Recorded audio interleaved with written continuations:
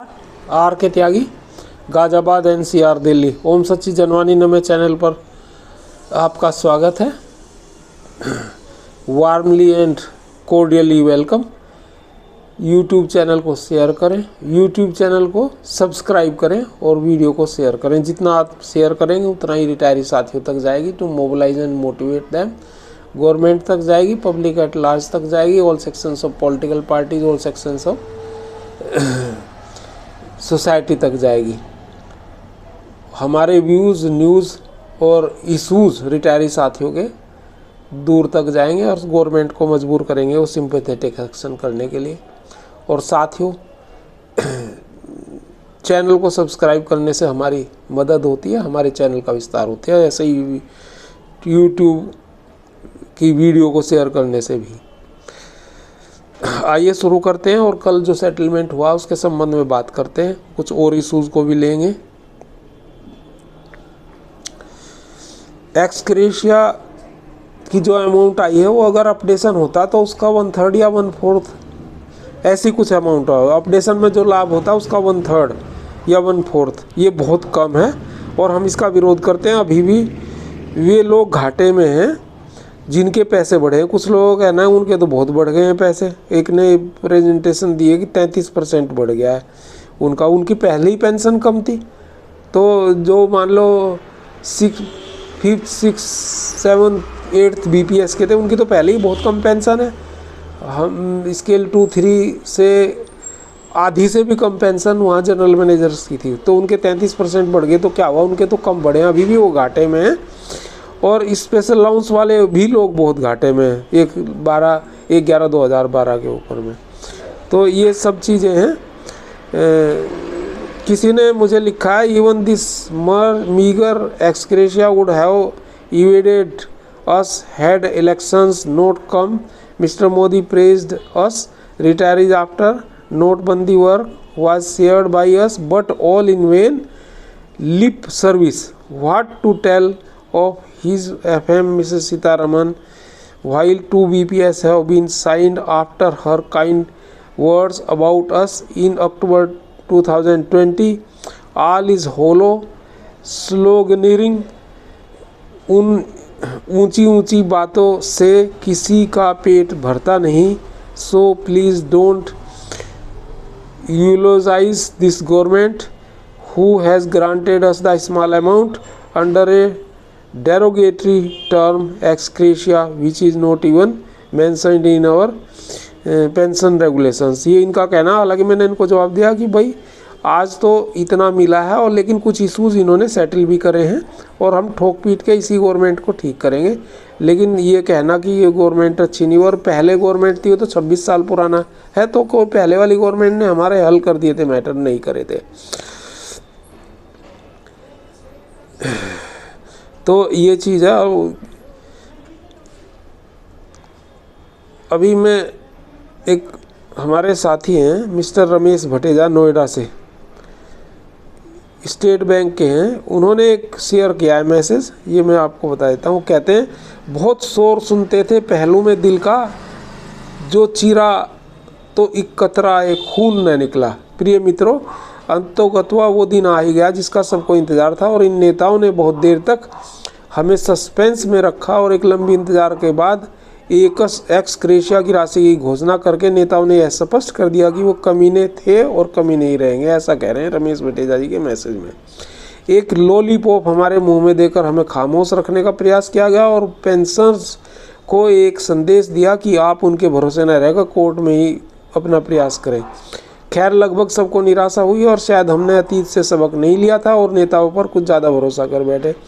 उम्मीद थी कि 8,088 पॉइंट महंगाई भत्ते का बेसिक पेंशन में मर्ज कर दिया जाएगा, लेकिन वो भी 1/11/22 के बाद वालों का ही होगा, ऐसा ये बता रहे हैं।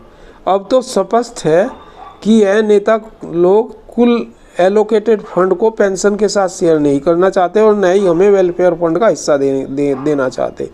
जो मिलेगा वो कोर्ट ही तय करेगा और पेंशन फंड पर ऑडिट रिपोर्ट को कभी बैंकों ने पेंशनर्स के साथ साझा नहीं किया। केवल फंड की कमी का ही राग लाते रहे। इस फंड में बड़ा झमेला है और उसे CBI शिकायत करने पर ही उजागर किया जा सकता है। शिकायत करने के लिए कुछ ठोस सूचना का होना अति आवश्यक है, जिसको बैंकों से निकाल पाना आसान नहीं। सब मित्रों से निवेदन है कि निराश नहीं होना, बल्कि अपनी एकता को कायम रखना है और कुछ समय में सुप्रीम कोर्ट से फैसला आएगा, इसका इंतजार करें। जय हिंद। AIBRAF जिंदाबाद। इन्होंने ऐसा लिखा है मिस्टर रमेश भटेजा, नोएडा। SBBG के हैं ये एम्प्लॉई और अभी स्टेट बैंक से रिटायरी और अभी स्टेट बैंक के रेट से पेंशन ले रहे हैं। इन्होंने ये लिखा है और इसका तो यह है कि अगर कोई सूचना लेनी तो RTI के माध्यम से सूचना ली जा सकती है, ऐसा नहीं कि सूचना नहीं मिलेगी, मिलेगी RTI से।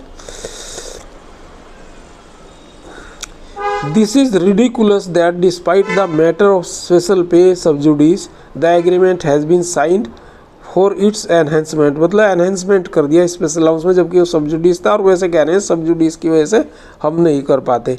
तो ये है इनका दोगलापन।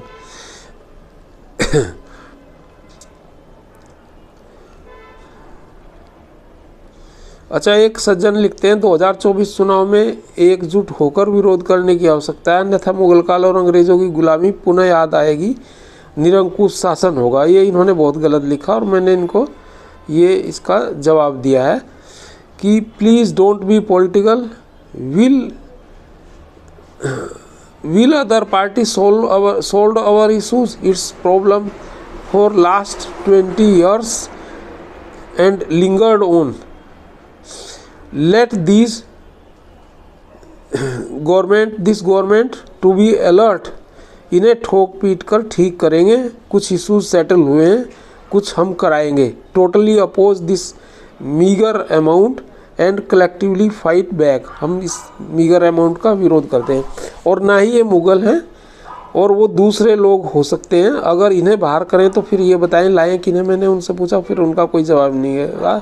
किसी और ने मुझे लिखा, you are right Tyagi ji, court will just with us certainly.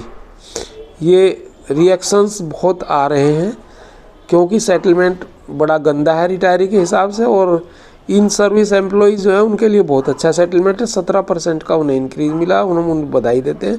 हमारा तो जो हुआ नुकसान हुआ ही, लेकिन चलो उनका फ़ायदा हो रहा है।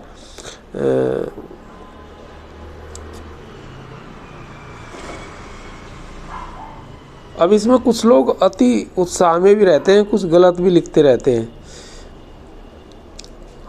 अब ये कहते हैं, एक मेरे पास आया मैसेज, आग्रह है 37 वर्ष का समय निकल गया, इतिहास गवाह है, बिना लगातार आंदोलन के कुछ नहीं मिला।